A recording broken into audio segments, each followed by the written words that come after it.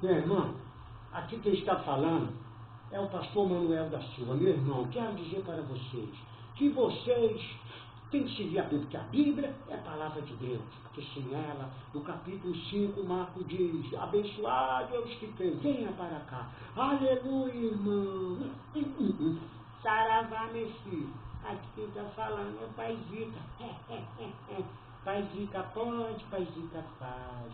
É o seguinte, eu vou cantar um ponto de macumba para vocês. Lá no mato tem, lá no mato mora, tambari de ouro, tá arrastando fora.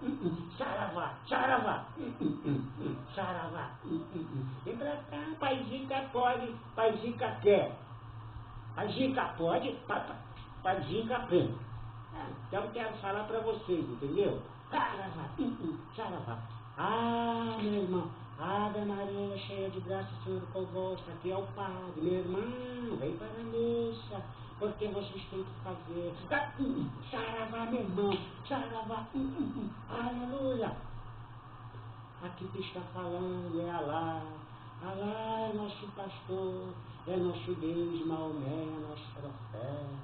Aqui eu em Mancas, Turicutaco. Olha, meu irmão, se morrer vai ter umas virgens. Pode soltar bomba que vocês vão ter virgem lá.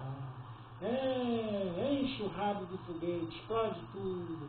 É isto aí. Alá, tem que rezar 5 dias. Alá, alá, alá, alá.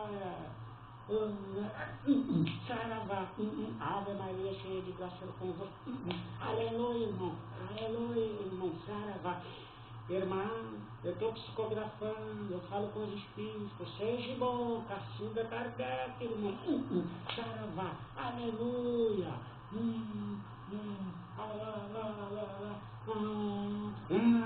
Vamos meditar. Buda disse, fique debaixo da fogueira. Saravá, saravá, saravá. Irmão, vem para mim, Ave Maria cheia de graça, aleluia, irmão.